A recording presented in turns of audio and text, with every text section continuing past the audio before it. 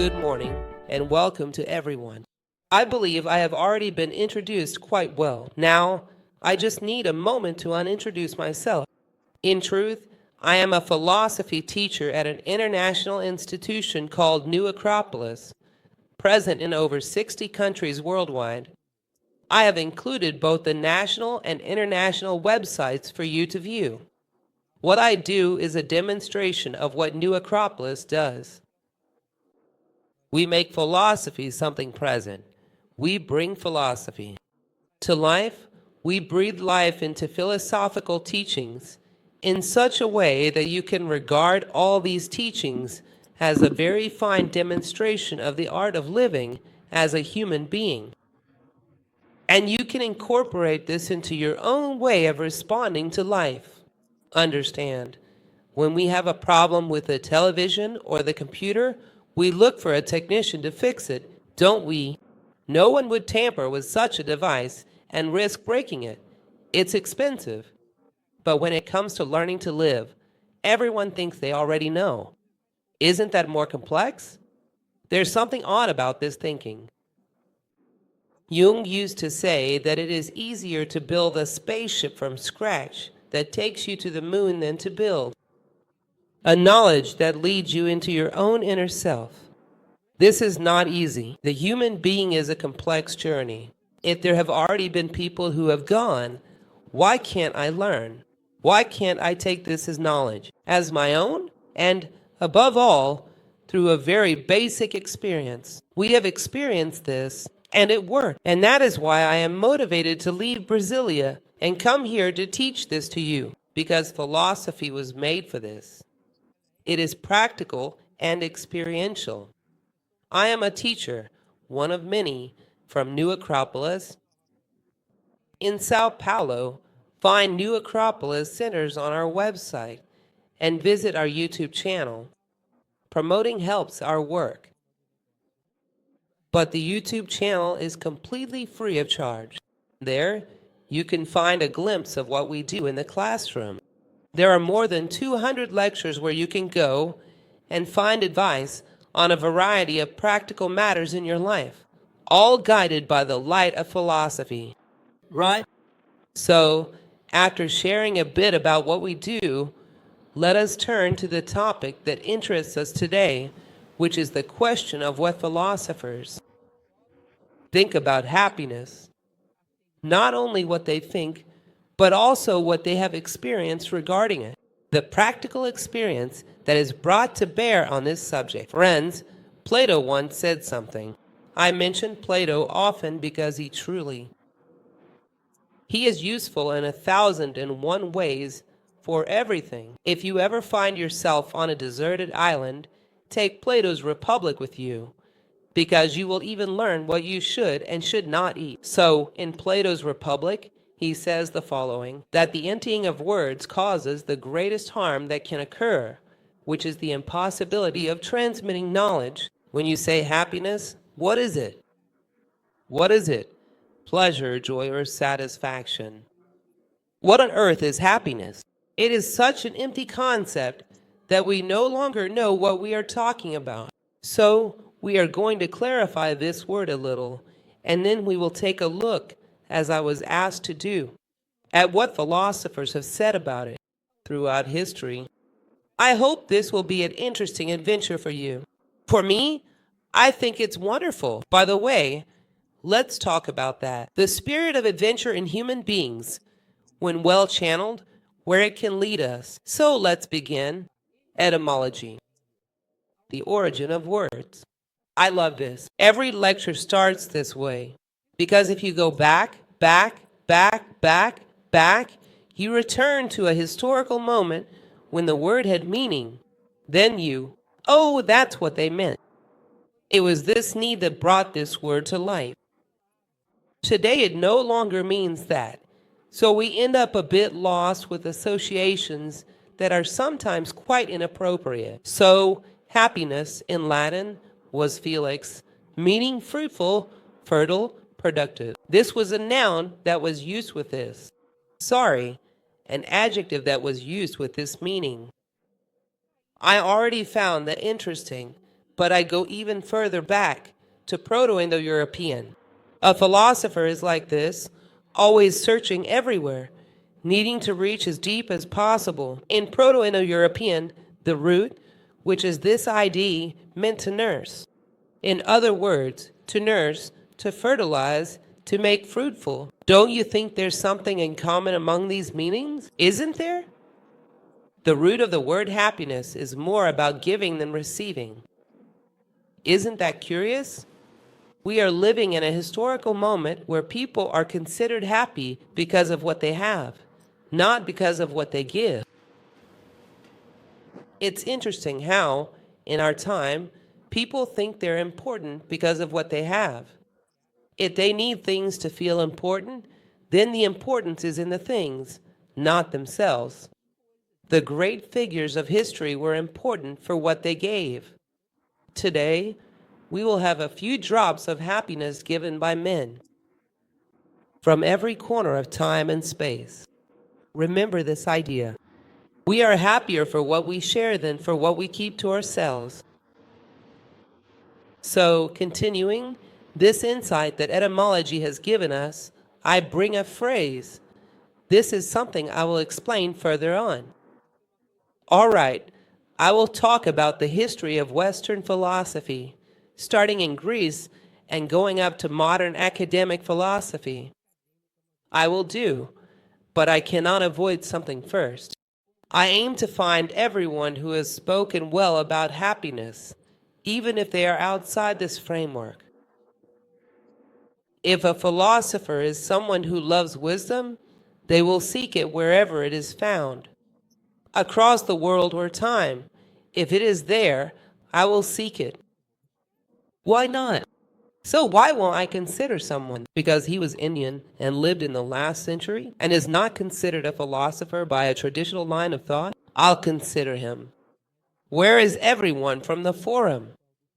They are all sitting right here. If you invite me to speak about happiness using only Khalil Gibran, I could talk for more than an hour. But Carlin O's de Branca is not in the history of philosophy. He is not included because of an oversight, but he should be. Machado de Assis should be included as well. This is possible. There are many sources, and as a philosopher, I will seek them out. Sri Ram, Nilakanta Sri Ram, a thinker from the last century, said, "To love is to give of oneself, and giving is the experience of happiness." Happiness consists in the fullness of life. In other words, it seems that there is a specific kind of happiness for human beings, which lies in offering our human qualities to the world, a world that is not exclusively human. You might ask, what is the happiness of a plant? Its purpose is photosynthesis, to be the base of the food chain, providing food for those that follow. A plant fulfills itself by this. A plant finds fulfillment in this way. What is the happiness of an animal? Well, the happiness of an animal is to fight for its own survival and to reproduce of the animal, because nowadays, human beings are quite similar. So if it does this, it is happy, reproducing, surviving, truly happy.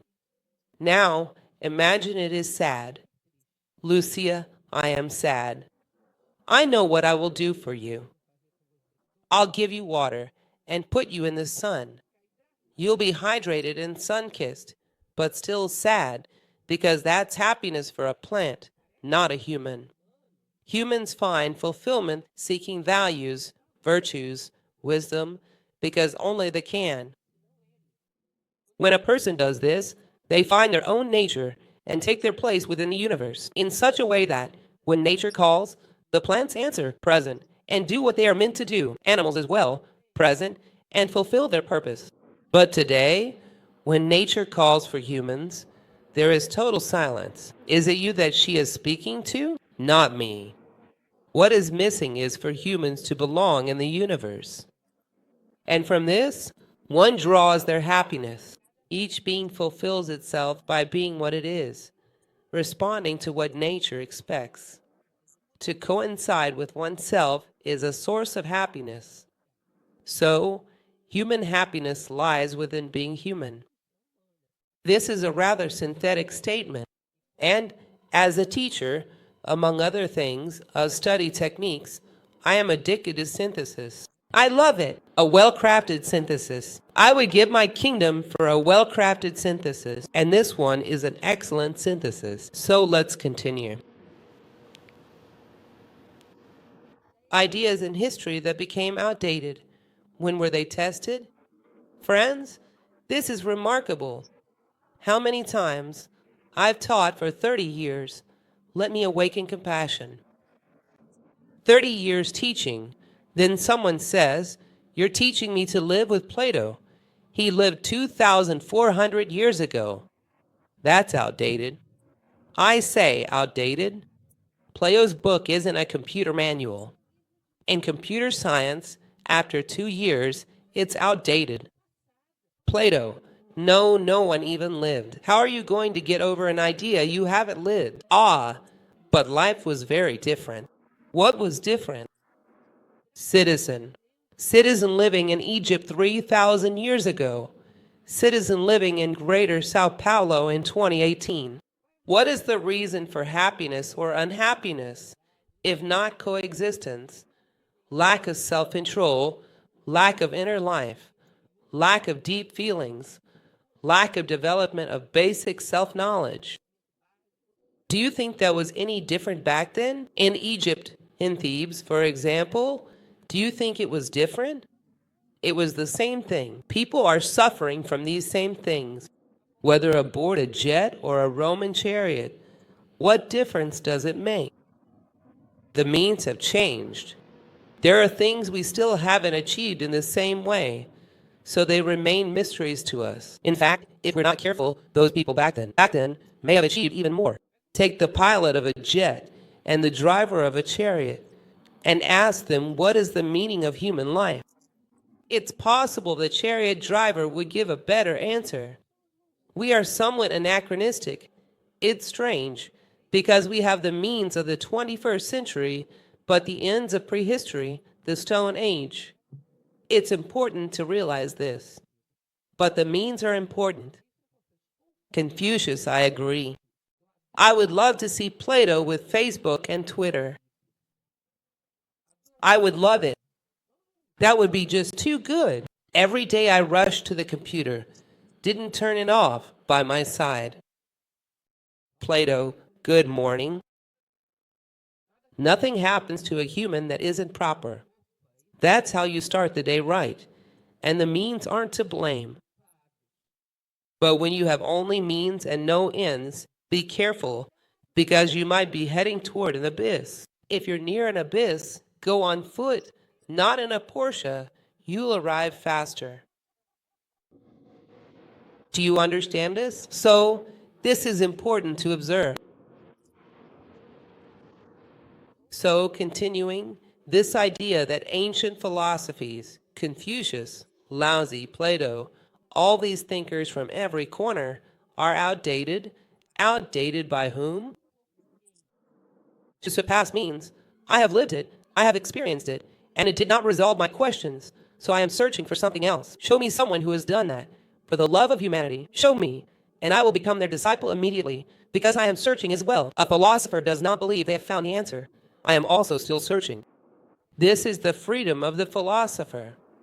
I have studied and experienced much, and I have a perspective that satisfies me now. But if Joao da Silva appears saying something interesting, I am the first to listen. I do not believe I have the truth. There are people who feel secure when they think they have the truth. For a philosopher, that is death. A philosopher feels secure because they know they do not possess the truth, but are constantly learning. This is the awakening of philosophy within the human being. It is a process of humility and continuous learning. But true learning, experiential, not memorization. If knowledge were just memorization, Google would be the greatest sage, right? No one would need human beings to do this anymore. Continuing on, everyone, I've already spoken to you about this. I will mention the history of philosophy, but sometimes I'll also refer to people who seem unrelated because wisdom seeks itself. Those who pursue wisdom will go after it, across time and the world, unconcerned with labels. Wherever there is even a drop of wisdom, they will seek it. So, I will include things not part of the history of Western philosophy. Also, don't think that just because I mention this person, he must be wonderful. He's a human who discovered something, but had his own dualities. So, not everything about him is admirable, nor that their life was entirely free of contradictions. He is not a guru. He is a philosopher. I will introduce you to philosophers, individuals who are driven by the spirit of self-improvement, not perfection. Philosophy works in this framework, seeking philosophers who have persevered to discover something and have something to teach us. Those who know how to live usually enjoy teaching. This is an interesting human trait. So let's continue. Let us begin with Greece, which is generally regarded as the birthplace of philosophy. If philosophy is considered, as Pythagoras said, to be the love of wisdom, this is a personal grievance that I will share with you here, just among us. What were the Indians of the Vedanta school, like Sankaracharya, seeking? What was Confucius seeking? That remarkable individual, Lao Tzu, riding atop that ox, crossing all of China, what was he searching for? So we must exercise a certain caution with this definition. But that's fine. I love studying the history of Greece. So let's continue. But wisdom exists everywhere, and it has always been sought, not by all human beings, but by a few in every historical moment. It is also important not to idolize the past, nor to disdain it. Prudence, as Epictetus used to say, protect your mind, and it will protect you. Not everyone in Greece was a philosopher. If they had been, they wouldn't have killed Socrates. But there was Socrates, and that is enough. But this perfection, where everyone was good, has never existed. That is an illusion. Perhaps one day, who knows? But up to now, it has not happened. So let us continue. Homer and Hesiod, from what is called the mythical period, are generally not even included in the history of philosophy, yet they had a notion of philosophy, or rather, a notion of happiness, which is our focus here. They had a concept of happiness that was identified with heroism. Take the Iliad and the Odyssey, for example, and you'll see that, for them, happy people were those who saw it as their mission to change the world, improve humanity, leave a legacy, those who set their life's goal as something greater than themselves. This idea is repeated in their perspective. This is very well illustrated by the episode in Iliad, where Achilles is asked, do you want a long and peaceful life, or do you want a short but heroic and glorious one? He replies, I want the short and heroic one. I want to leave my message to the world. I do not want tranquility simply for myself. That was the goal of happiness.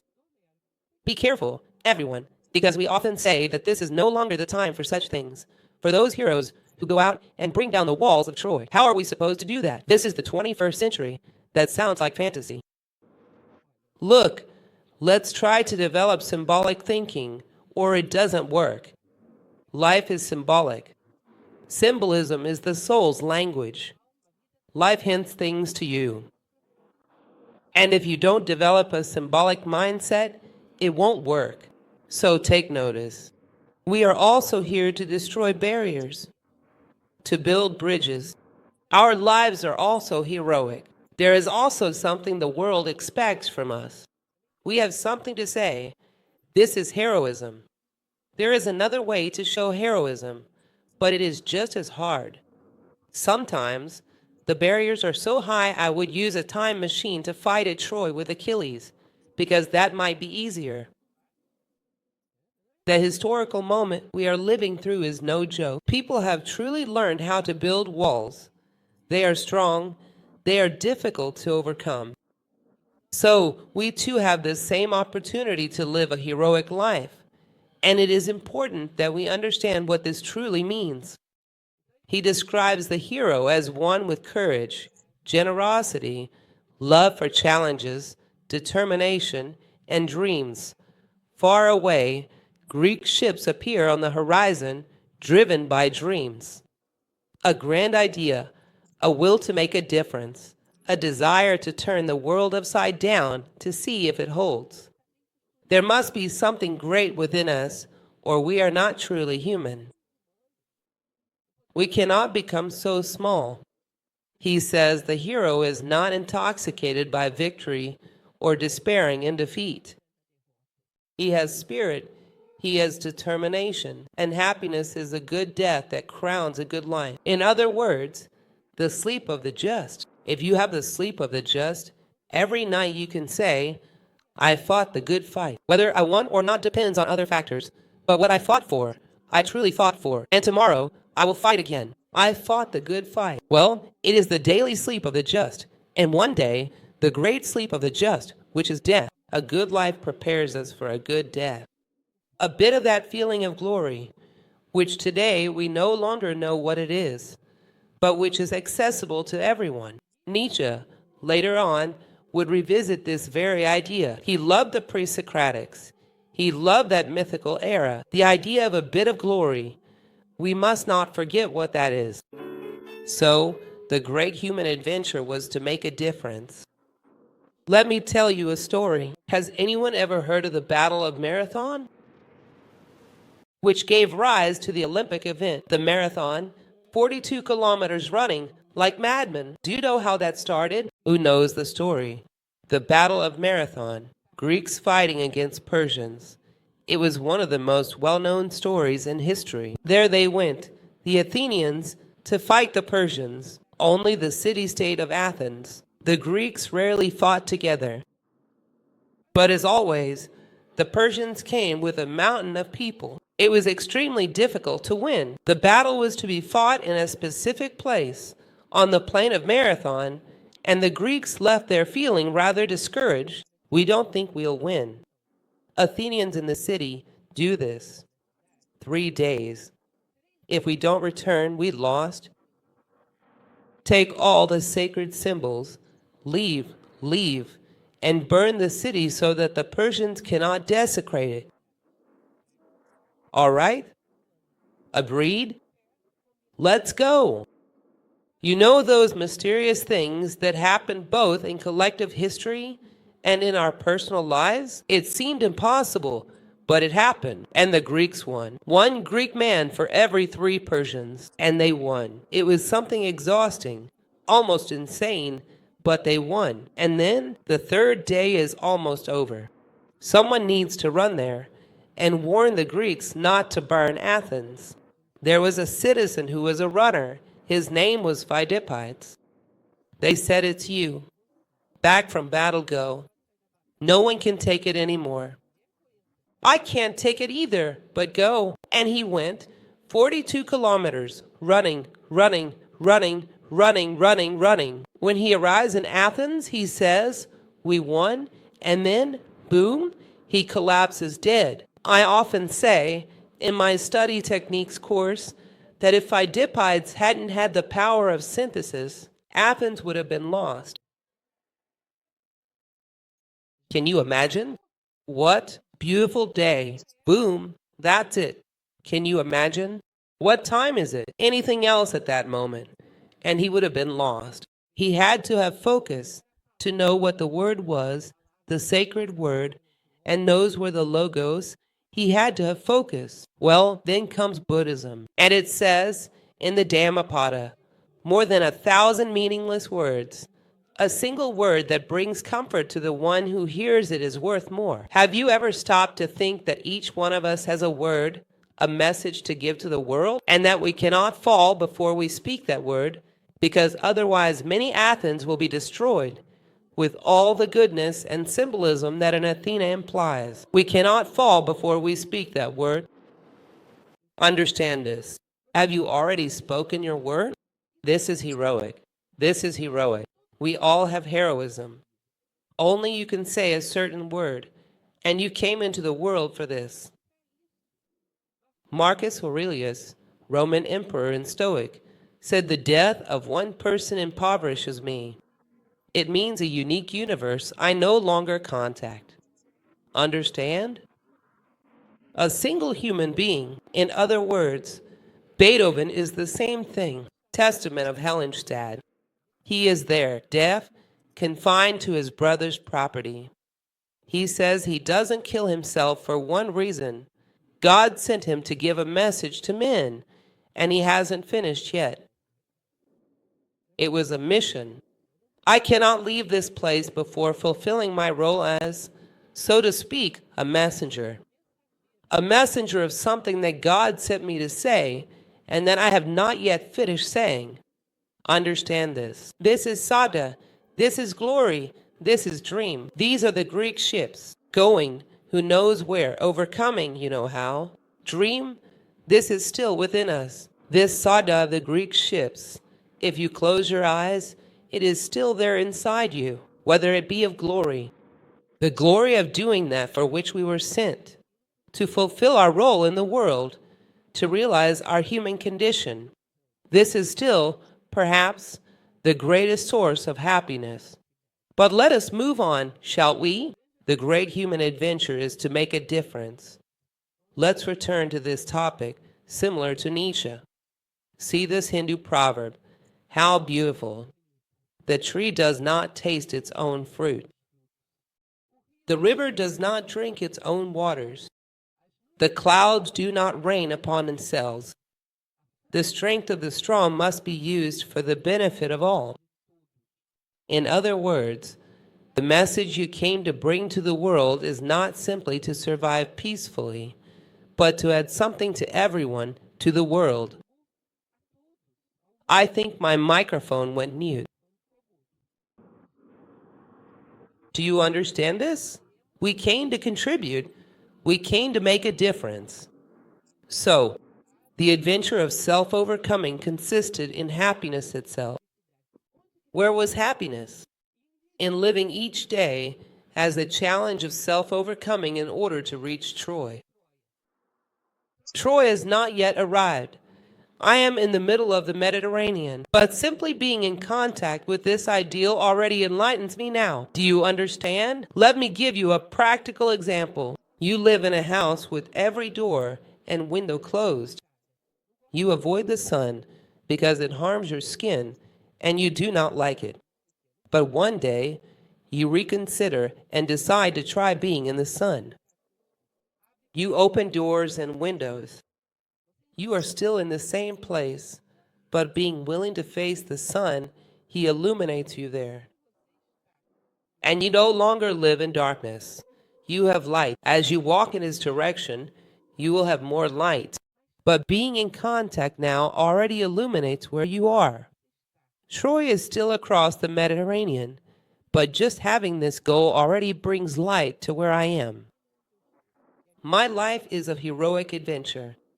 I will deliver my message and remove a small stone from Troy's walls.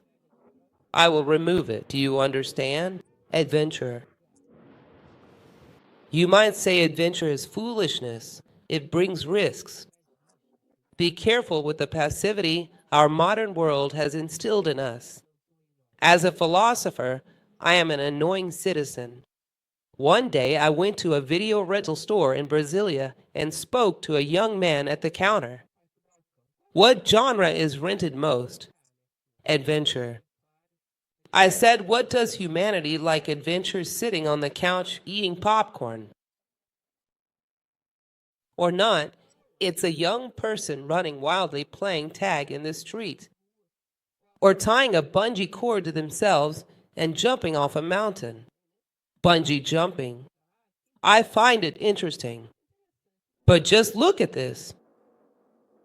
Do you truly want an adventure? Are you up for it? Do you want it? We need to open a new Acropolis in Africa. If you don't want to, do you? Is there any adventure better than that? There are 2 or 3 countries there where we urgently need to send a philosopher to teach. Now that's an adventure. And look at the benefit it brings. What benefit do you get from hanging on a bungee cord or running down the street like a madman? If it works out and you win the race, what do you actually gain from it? Nothing. If it goes wrong, you lose everything. If you win, you get nothing. If you lose all who would join that.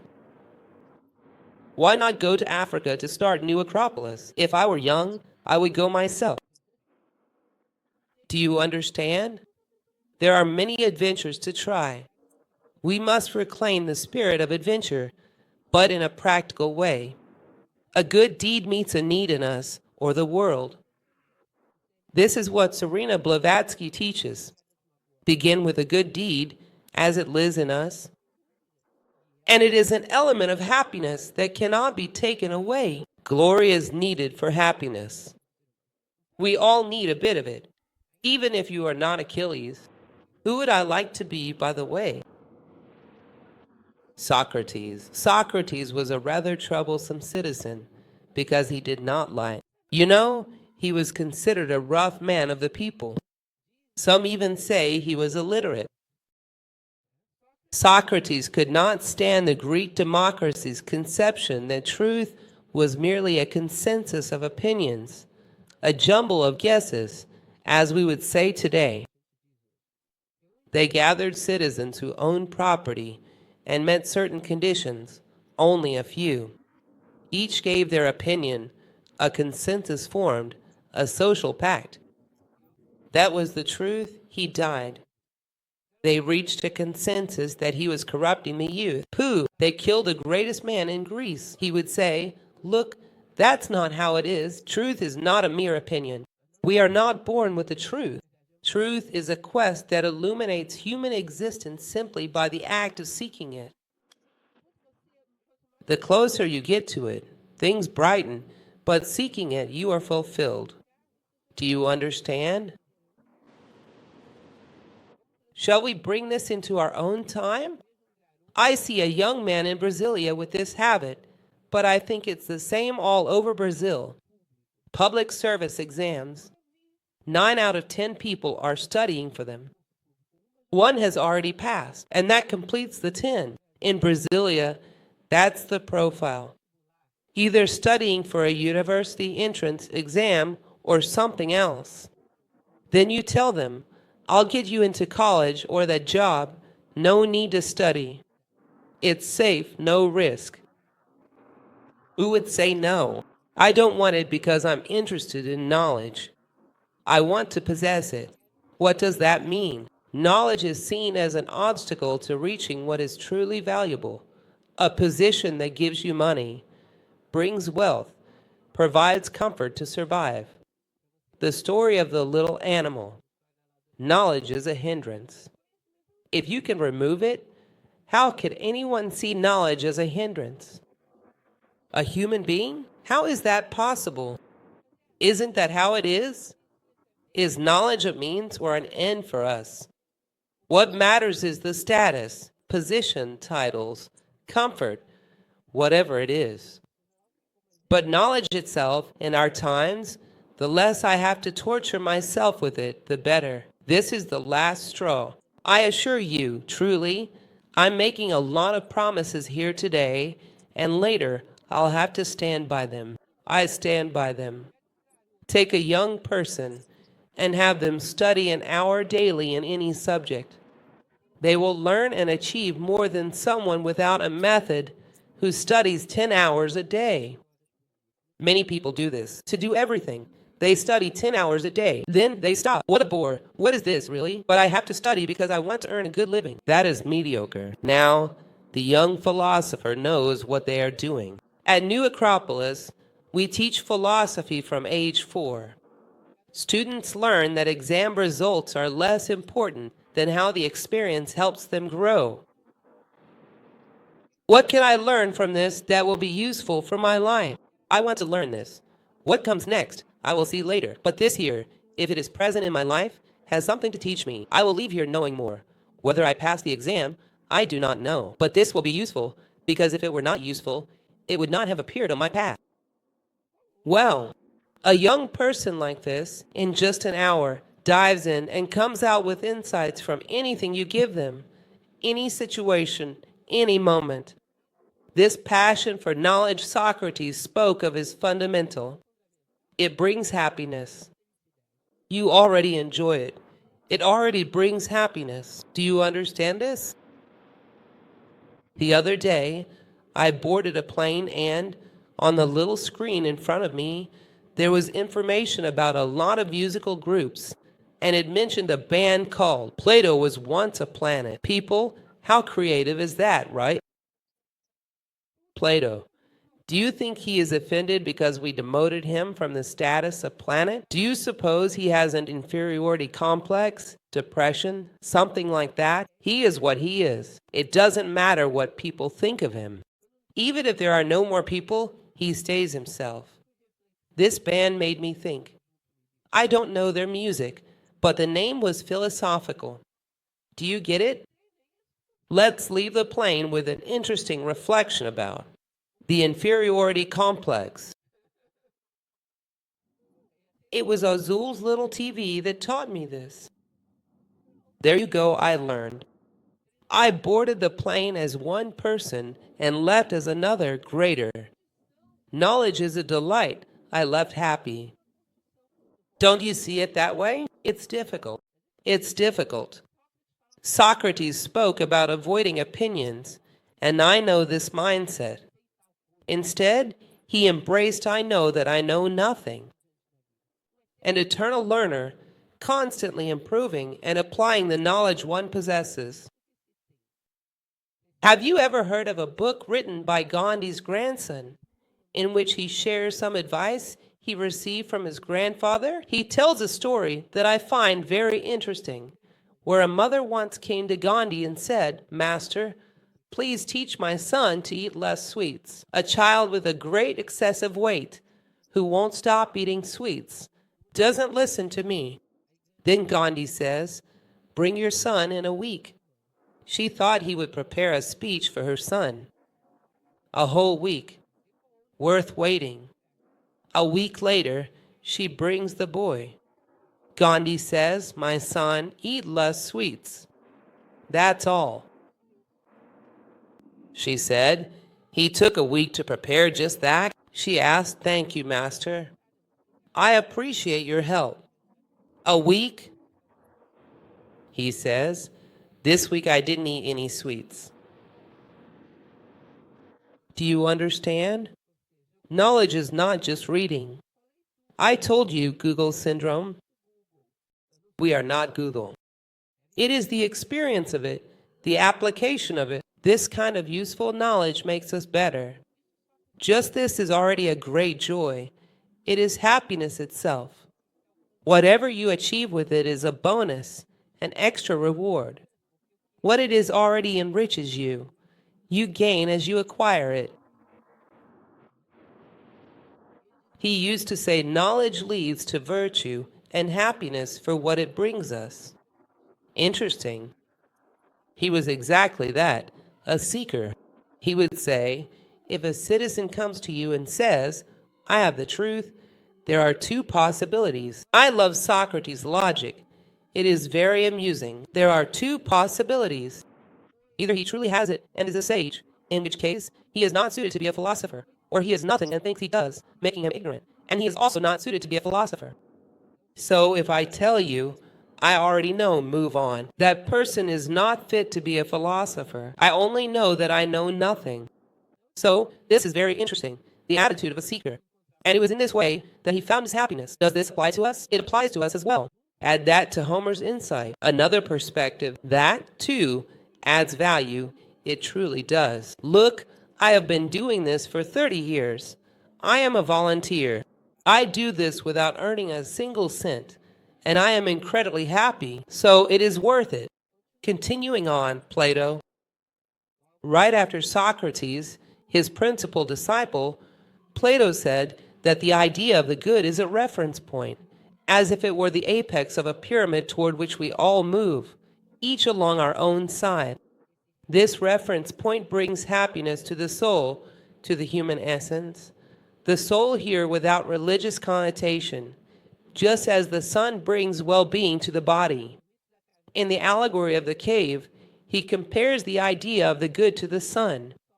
As the sun sustains the body, the idea of the good sustains the soul and human essence. It is fulfilled as you draw closer to it. Thus, he will say that human happiness is found in correspondence with the human idea. And the human idea is the highest good you can achieve as a human being. Remember the little plant? The highest good of the plant, the highest good of the animal, the highest human good or the human idea is what brings you the most happiness. I mentioned this a moment ago about the little plant and the animal. Now, the big problem is that we know what happiness is for the little plant. What is the ideal of the plant? Do you know what the ideal of the animal is? You can improve it. Without reference, what is a person worth? Now I will bring a person closer to that. If we think that everything is relative, and it is not, the good of the human being is to be human. Understand the human condition. That is your goal, the top of the pyramid. There is no doubt. Whether you approach through art, politics, religion, or any other path, if you aim for the summit, as we ascend, we become more just. I'll see you there. We are more united among ourselves. I'll see you there. Do you understand? About the human ideal, I always. Philosophers are annoying.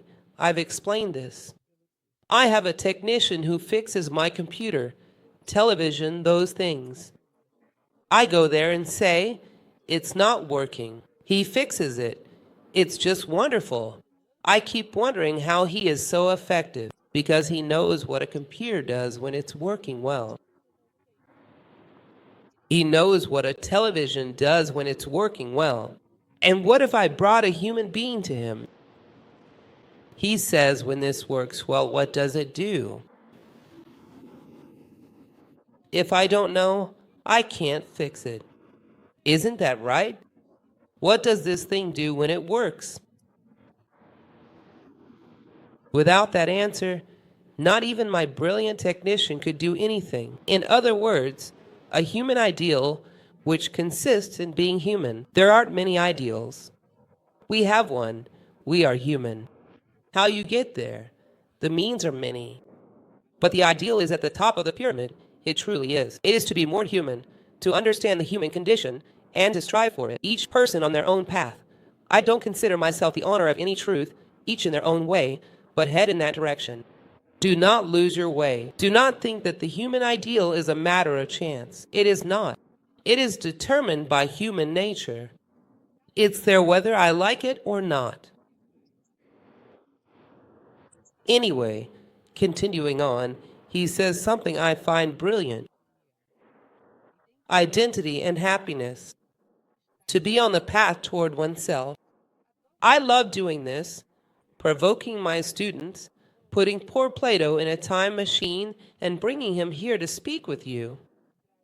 Just one little thing I wish he would say to make everyone's life a bit more challenging. Who are you?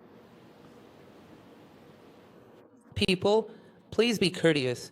He's traveled 2,400 years just to ask. Give a good answer so he can go home happy. Who are you? What are you going to say to him? By any gods? What will you say to him? Will you give him your ID card, tax number, personal ID, or email? Do you think he will understand that? What will you give him? What do you think he is expecting from you as an answer? Well, just imagine. He himself talks about this. Egypt spoke about this. Your inner name is on the horizon. I didn't understand this phrase at first. I looked at the horizon, saw nothing. I turned to Plato. Your identity is purpose. Who is Lucia? She is a person who wants to be more just, more integral, to have greater self-mastery until the end of this existence. Oh, now I know everything about you. If someone tells me that she is stealing wallets on the corner, I would say no. For someone who wants to be just, that cannot be her, unless she is out of her mind. As long as I am within myself, I would not do that. As long as I am within myself, I am happy. You can make a strategy. I want to be just and on this path. Today I made a mistake. What was it here that was more attractive to me than my own identity? Wait, I need to keep an eye on this matter, because the next time I go through this, I will face it with heightened awareness, for there will come a time when it will no longer steal me from myself. It's about becoming simple. I am within myself and I am happy. Coherence with my identity is happiness. Isn't there the tangled up business? Your inner name is on the horizon. Take a look over there and you'll see. If you ask someone, "Who are you?" we rarely ask, as it's too philosophical. We say, "How do you live? How are you? Tell me about yourself." That's a good question. It's more up to date. A citizen will tell you their professional choice, their political stance, their sexual orientation. They'll tell you a lot of things and you'll keep going. But then, what are you? I don't know. For heaven's sake, tell me a bit about your values, about your own ideas, not just what you've socially cloned. These are the ideas you have built from your own experience. And what else? And what is most important? How do you intend to contribute to humanity with this energy, with the life that was given to you? What will your life add to humanity? How do you plan this great event? How do you intend to bring down the walls of Troy? Tell me about that. Then I'll know who you are. May I share a little sordid secret with you? I have an urge to do something at the cemetery, to take tombstones from one section and put a sign on each. Was this person right-wing, left-wing, or, I don't know, had a certain sexual orientation, was a certain profession? I'd put this on everything. Every grave would have this sign. I'd put a blackboard up to see what people think of my initiative to put up these little signs. And I'll keep watch over the answers. The day someone writes there, at this point in the game, what difference does this nonsense you put on these signs make? I will reply underneath, how wonderful that you come to this conclusion, because that is the conclusion, the great conclusion. The person is in a grave. These things were just means, through them. What did he build? That is what interests me. And that time cannot take away. No grave can bury a hero's memory. We are talking about Plato, 2,400 years ago. Where could he be buried? He is as alive as any one of us here. Sometimes I would write a poem where I spoke about this. Plato taught me all day long, and I did not have a single word to give him in response. And he is dead, and I am alive. How relative that is.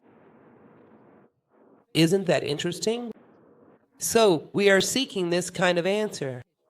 Who has this answer to give? Well, there is also this answer, happiness. This is Plato's message.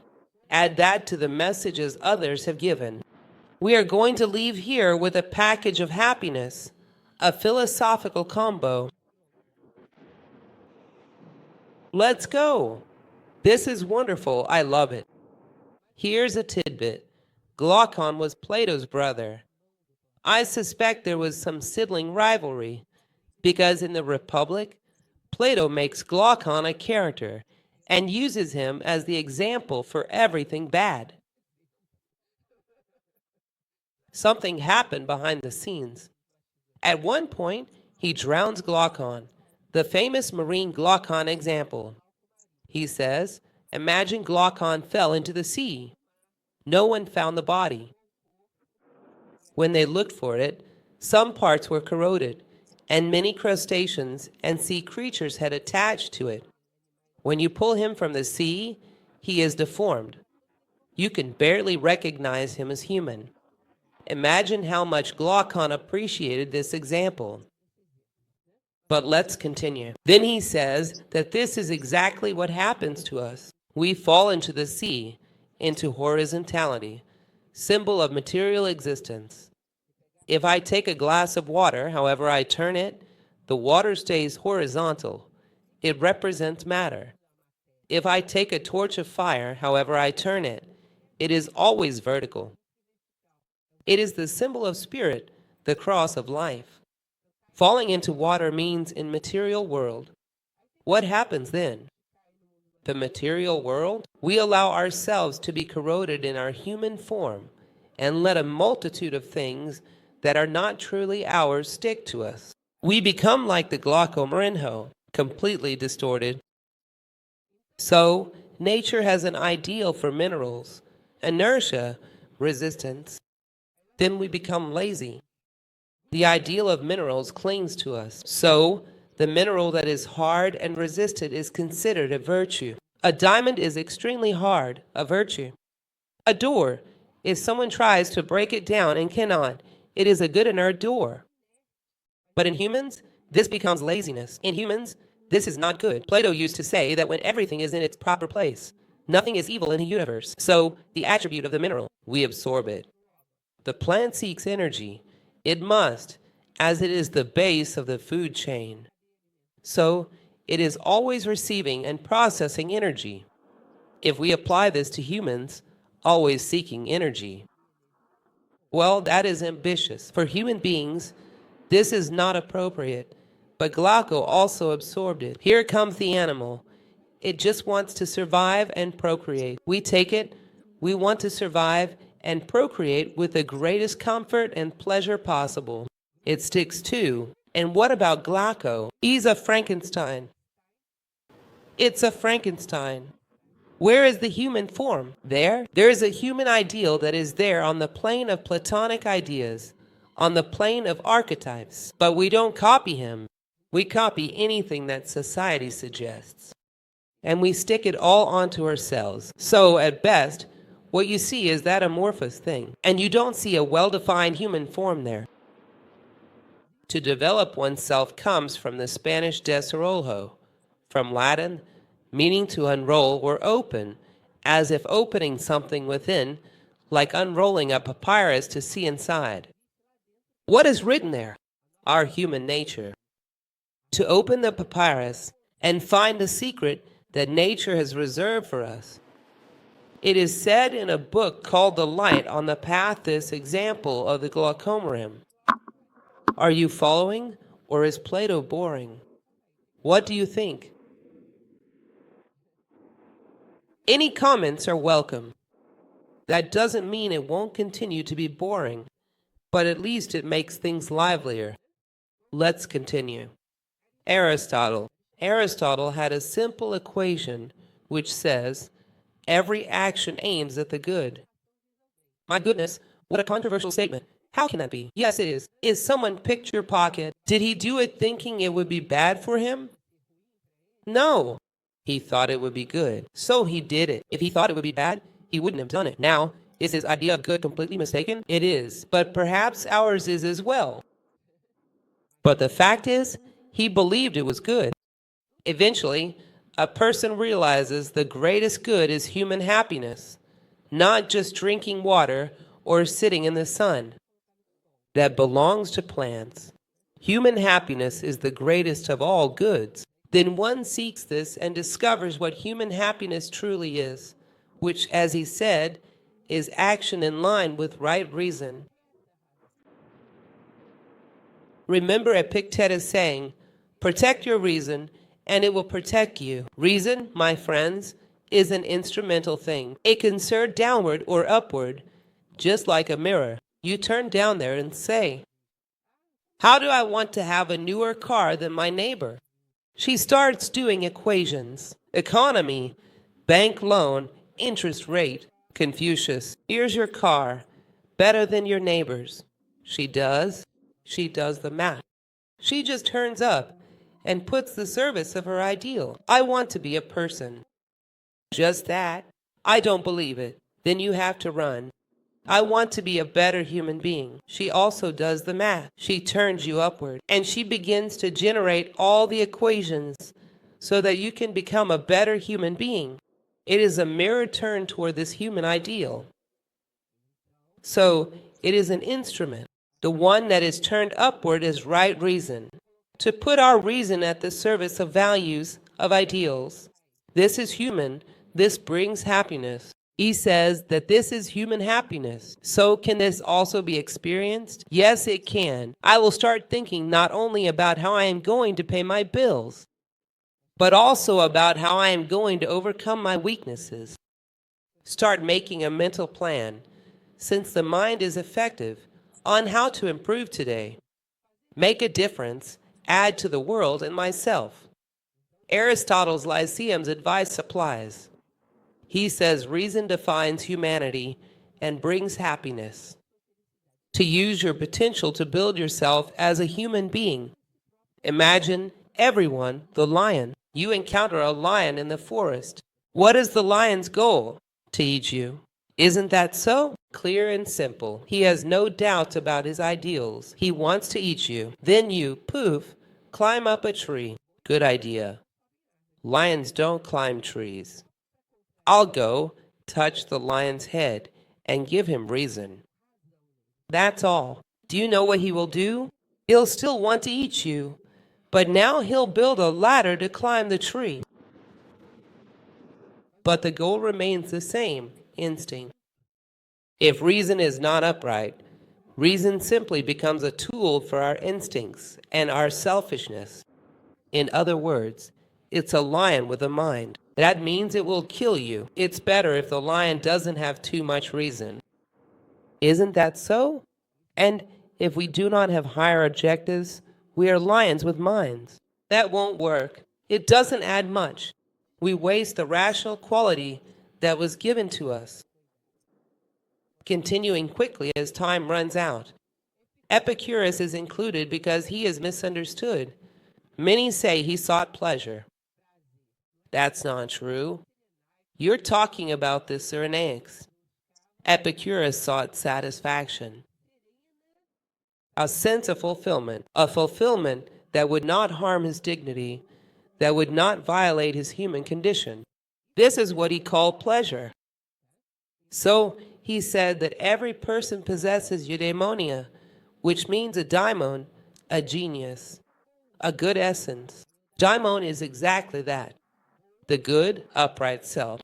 And daimon is a genius, a spirit, a righteous spirit. If you listen to it, it will give you big guidance. Dive within yourself and find this inner pilot. Once again, The Light on the Path, which is a beautiful book, says, dive within yourself and find the warrior and let him fight for you. In other words, find your essence.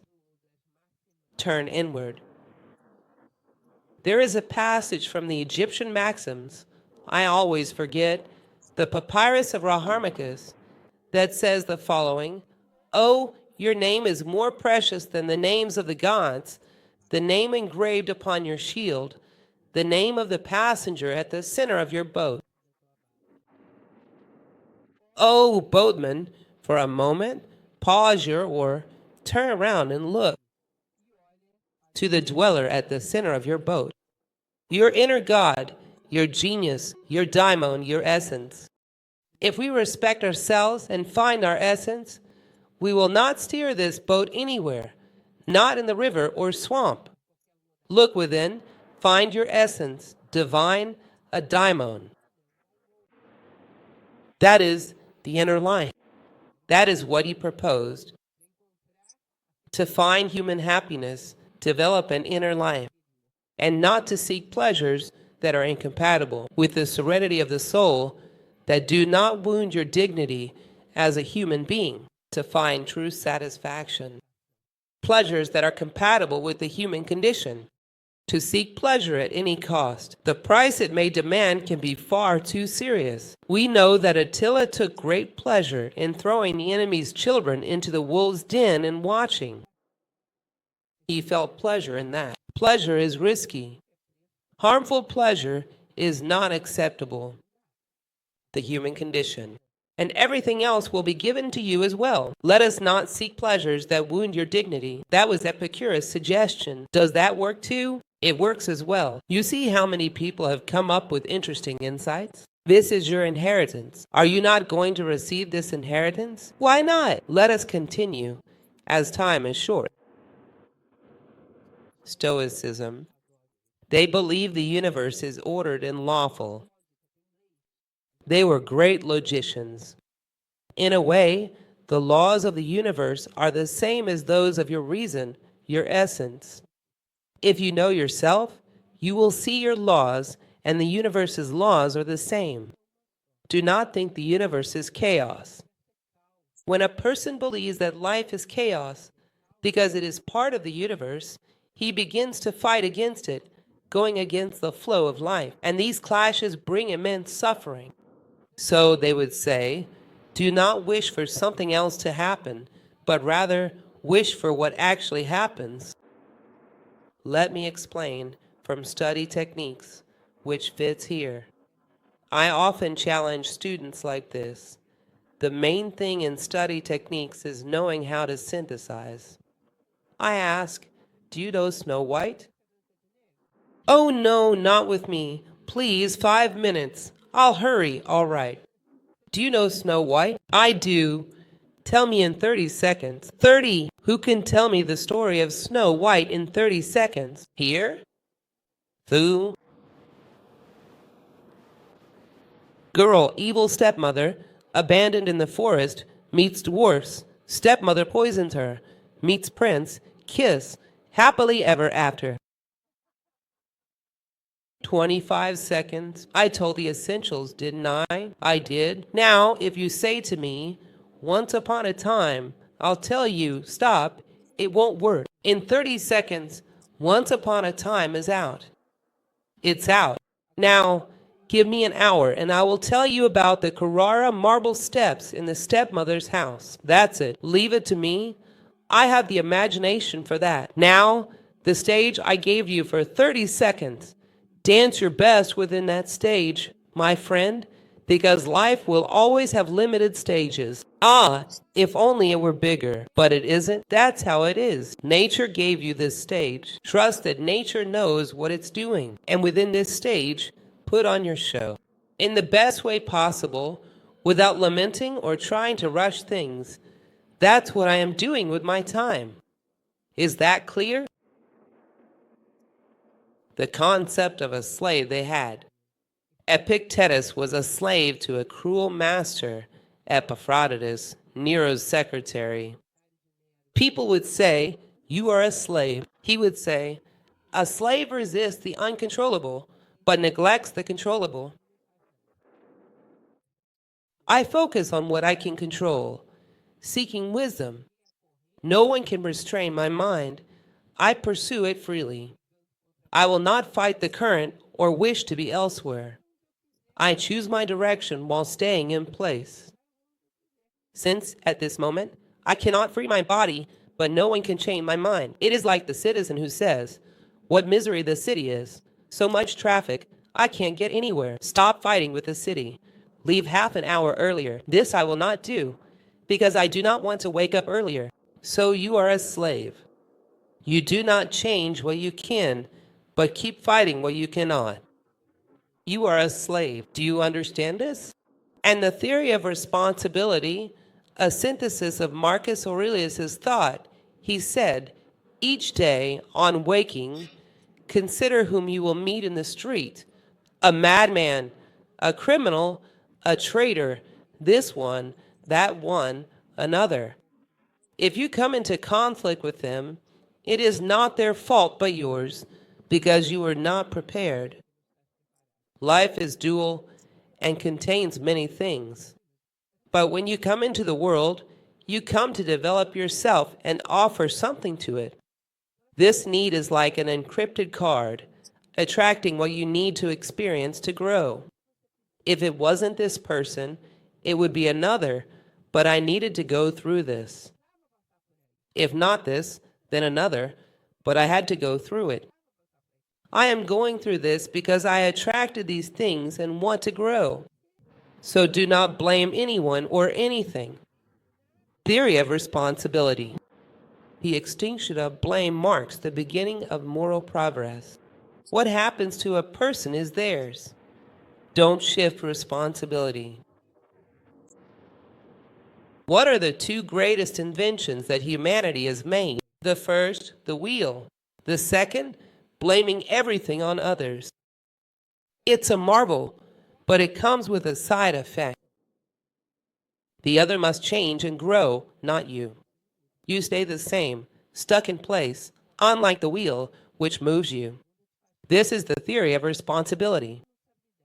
We live in the international theory of irresponsibility. It's my mother's fault, my father's fault, the president's fault, the character of Brazilians, my grandmother's fault.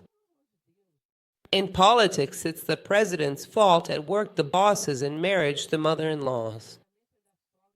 Everyone is a victim. This is unsustainable. No one grows this way. The Stoics saw responsibility as key to happiness.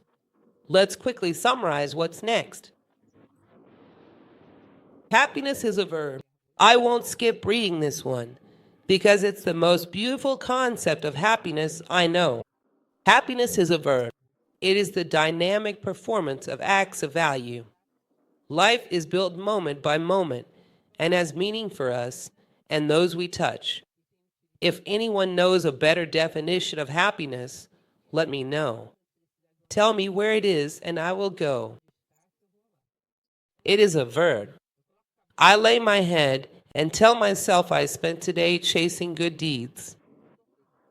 We are verbs. There was an American inventor from the last century, Buckminster Fuller. I don't know if you know him. One day, I found a phrase of his and thought, this man was an inventor and a philosopher. He said, I concluded we are not nouns. We humans are verbs, flowing through apparent events. In truth, we are here to add to the world, to add to ourselves, moving through illusions. We are verbs. I remember Genesis. In the beginning, there was the verb. We are children of the verb, so we are verbs. We flow through life helping others and ourselves. I found this beautiful and thought it was a discovery. Sing, there isn't enough time to explain, so we'll be brief, but the categorical imperatives maxim is essential. Always act so your actions maxim could become a universal law. I borrow a book from her, but I already think, I won't return it. She has many books. She won't need this. She won't even read it. So it might as well stay with me. For this, I will make it a universal law. Every human being who borrows something could have the intention of not returning it. Does this make the world better or worse? Worse. Then it is out. It is neither moral nor a source of happiness. This is universality. Make your act a universal law. If it doesn't hold up, it isn't. It's not a source of happiness or ethical. Is the daughter of ethics. This is enchanting. This last point is also wonderful. Human happiness, my friends, is something you always achieve when you are not seeking it. Do not seek it. Seek the human condition. And happiness comes as a byproduct. Do you understand this? If you make happiness your goal, you will want to be happy at any cost. As I have already told you, that doesn't work. There are people who are happy in very strange ways. Hitler, it seems, was happy. Human happiness. When you seek the human condition, it comes as a byproduct. Then comes the human happiness, the genuine one, which does not distort, does not fall apart, and so on. So, first and foremost, seek the human condition and everything else will be given to the community. Seek to be the kingdom first. Do you think these things do not need to be interpreted? Have they not been said in many ways? Are these not universal truths? I brought this phrase to you. Morality itself is not the science that teaches us how to be happy, but rather how to be worthy of happiness. If a person speaks or acts with pure thought, happiness follows them like a shadow that never leaves. This is Siddhartha Gautama, Buddhism, Dhammapada. There's a short story, not really a tale, just a simple Easter anecdote. A dog chased its tail while another watched. He asked, "Why chase your tail?" Because they said a dog's happiness is in its tail. So I keep running after it, but I never manage to catch it. Then he says, "Look, don't do that, little dog." He tells him, "Follow your path, straight ahead. Happiness will come after you." Isn't that interesting? It's your own tail. You keep running after it, but you never catch it. Just walk your path straight, and it will follow you. This dog is very Kantian in a way. Nietzsche spoke about kindness in relation to. He was a philologist before he was a philosopher. He saw that the meaning of the word good was connected to nobility, to strength. This strength is an affirmation of oneself, not a negation of the other. It is not repressing bad impulses, but strengthening good ones. It means channeling all your energy into sadhas, into great things. He says the great misery of humans is worshiping weakness, as we do today. We see ourselves as victims and helpless. We say we didn't do what we wanted because our mother, father, or politics didn't allow it. But many people with the same condition still did it. You don't look at these things. It's uncomfortable. Pressfield says there's a tacit agreement for mediocrity. When someone reacts, others feel betrayed. So don't react. It makes others uncomfortable. He used to say that weakness is a repression of human potential that causes a person to become resentful, envious, and critical. Instead of affirming themselves, they deny the other. And this is chaos. It is the death of that heroic sense of life that Nietzsche cherished so deeply. To sum it up greatly, all right, everyone, so happiness. For him, it was heroism, nobility, faith, strength. This person is noble, affirming their ideals, not denying others. They do not compare themselves to others. They feel fulfilled when someone moves closer to good. This is Nietzsche's theory with many effects. Freud also adds something very interesting, even though he was not strictly a philosopher. Both he and Jung say you have many voices inside. Intelligence comes from intellecture, to choose among, to know which is yours. You will learn to manage others. Imagine you have physical, emotional, and mental bodies, each wanting different things. For example, the lazy person in love. The body wants to stay in bed. Emotions want to chase a beloved. This is a conflict and causes suffering. Master your substructures to create harmony. Master your mind and emotions as you master your legs when walking. Legs, go there, and they take me. Emotions feel, love this, because it is noble, just, and good. They feel it. Think about this, because I need to understand it deeply to improve my life. It thinks about everything except that. Have you seen those student cubicles at universities or libraries, all closed off so the student can only look at the book? Then they start writing on the cubicles and end up reading what others wrote. Imagine someone who masters only their emotions. just as we master our legs when we walk. This is the structure of inner harmony that makes you a harmonizing factor to those around you, which is also happiness. Let's go, my time is already up. Amoeba way of life.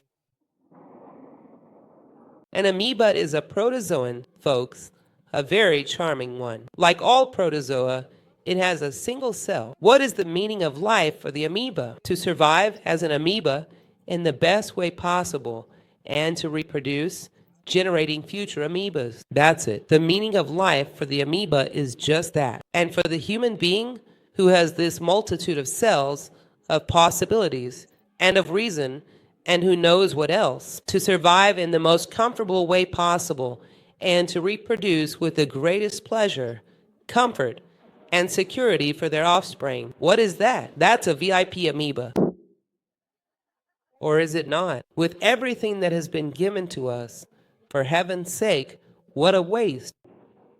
It's a VIP amoeba. So, it's important that we find our place in the world and be more than just an amoeba. Hans Jonas was a German thinker from the last century, closely associated with bioethics. He said happiness is connected to responsibility.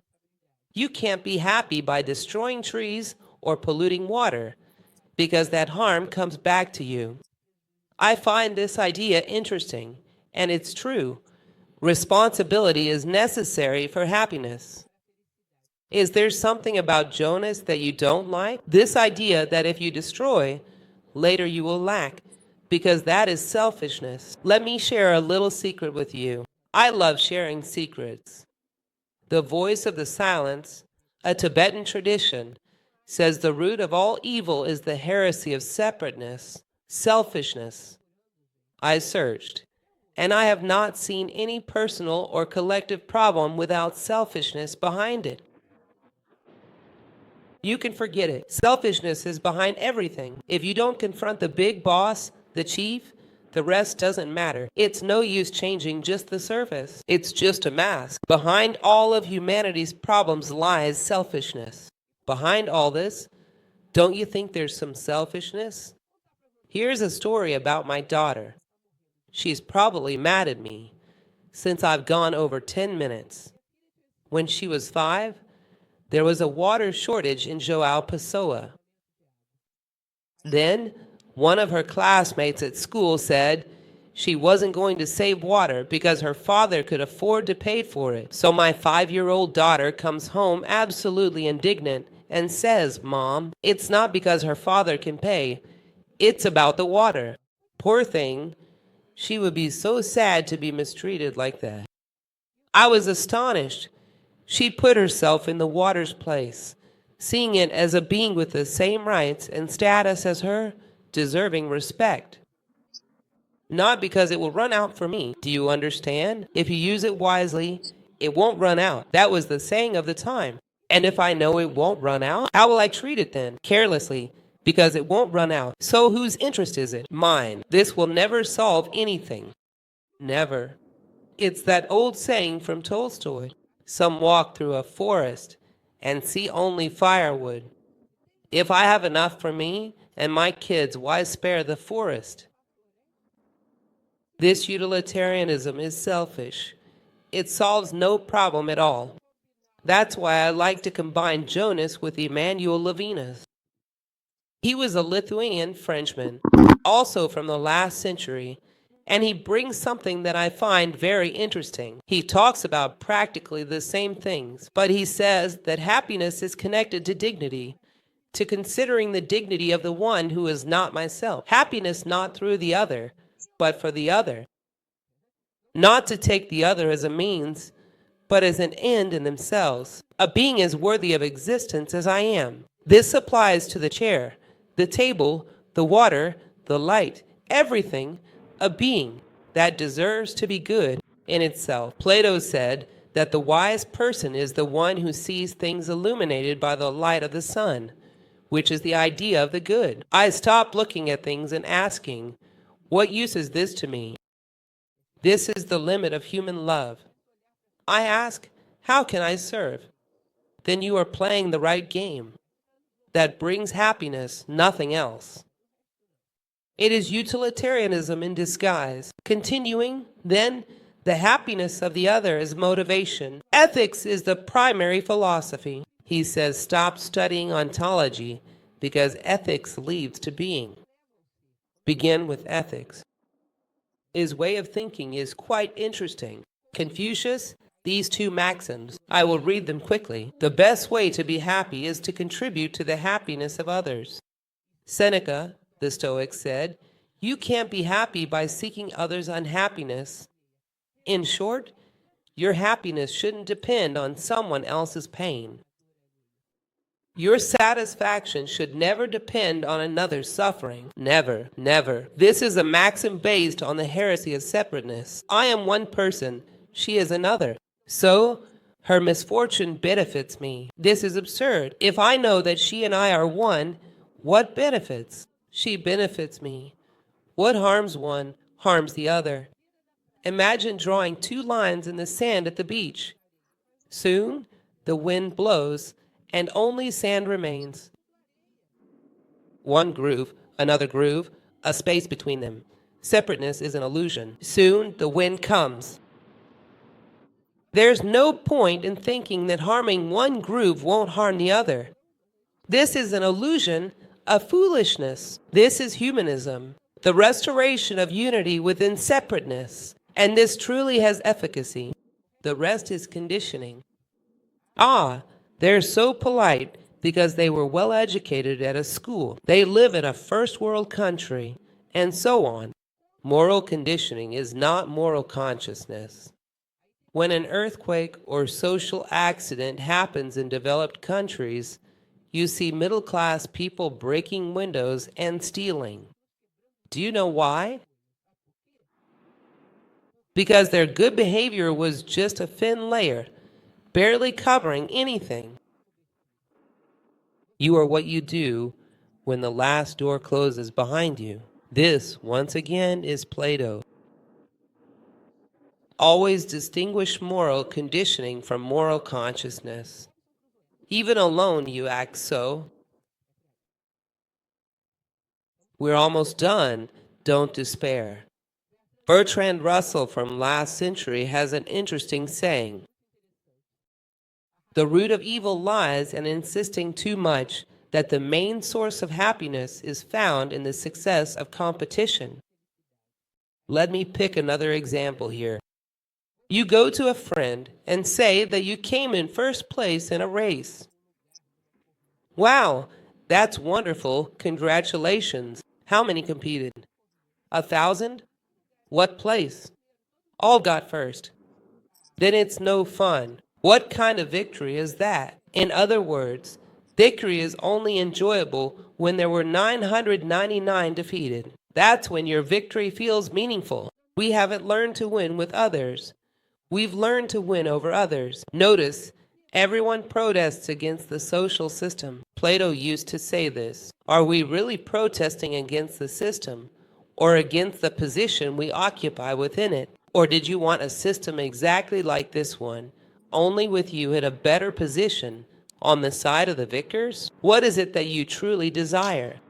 Change everything or just your place in this game? If you had to win with all, there'd be no drive. Be careful, this drive, based on beating others, can't sustain real happiness at such a cost. Someone must lose to envy you, or there's no thrill. It doesn't work. That's not possible. This is deeply rooted, no joke. We're almost done. I will keep promising, and she believes me. Almost finished. We have lost universality, as everyone thinks of themselves. Egocentrism, happiness over the human condition is goal. People seek happiness at any cost. An unprecedented degree of social control. We are free. Media pressure is high. So many conditioning factors, few original ideas. Every step on the street, conditioning factors surround you, and you don't know how to protect yourself.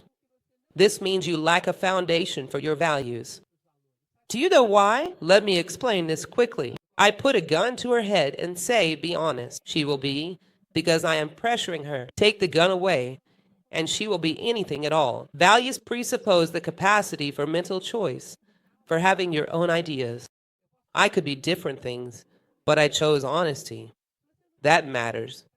If you have no choice because you are conditioned, you have no values. You have social pressure at trend. You do it because others do. Values are lost when someone has no ideas of their own. Ideas are discarded without ever being lived. We have already talked a lot about this. Well, all these attributes we have discussed, and the moral of the story is this: be human, and you will be happy. There is a passage that I have not mentioned at any point, but just to finish, from Khalil Gibran, the prophet, when he speaks about eating and drinking, he says that whenever he is about to eat a plant or an animal, he always offers a small prayer. By the same law that sacrifices you, I too shall one day be sacrificed. And both your life and mine will serve as offerings for greater and broader lives in the future. And when we do this, my life, your life, and all lives will be justified. Can you imagine that? It justifies everything that has come before. So many animals and plants I sacrificed for my life, yet my life will not nourish anyone. That is a loss for nature. I am stealing from nature. It is poor management to do this with my life. To conclude, I enjoy poetry. Notice Gibran. With a phrase like that, he says more than many treatises. That's why I say poets are inhuman, because they have no mercy for mediocrity, especially in others. We talk, then he shares a phrase that is a lesson. This phrase by Miguel de Unamuno is beautiful. The roots of trees dream of the waters of the sky. The roots of humankind also dream of the waters of the sky. These are values, virtues, wisdom. The sky's rain nourishes tree roots. The sky's values nourish humankind. Without these, happiness is impossible. The happiness of the human being consists in being human. A flower blooming in spring is beautiful. A sun rising in the morning is beautiful, because each fulfills what is proper to them. A human with values, virtues, and wisdom fulfills what is proper to them. It is as beautiful as a blooming flower or a rising sun. This is sacralization, giving meaning. He fulfills what is his role within the scheme of nature, and no one can be happy without being what they truly are. There is no other way. Be human, and everything else will be given to faith. That's it, everyone.